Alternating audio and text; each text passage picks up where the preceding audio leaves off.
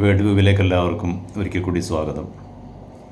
Israeli പത്രമായ ഹാരറ്റ്സിൻ്റെ ഒരു റിപ്പോർട്ടിൽ പറയുന്നത് 1991 സോമാലിയിൽ നിന്നും വേറിട്ട് പോയ ഒരു ചെറിയൊരു രാഷ്ട്രം സോമാലി ലാൻഡ്, അവിടെ ഇസ്രായേലി മിലിറ്ററി ക്യാമ്പ് തുടങ്ങാൻ വേണ്ടി UAE എല്ലാവിധ സഹായങ്ങളും ചെയ്തു കൊടുക്കുന്നു എന്നാണ്.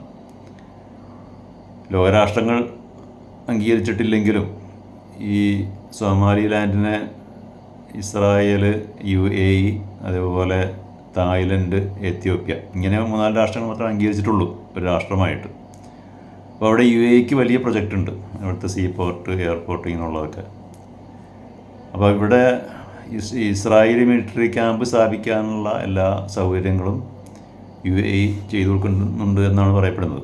2020 ഇസ്രായേലുമായി നടത്തിയ എബ്രഹാം കരാർ അനുസരിച്ച് ഉള്ള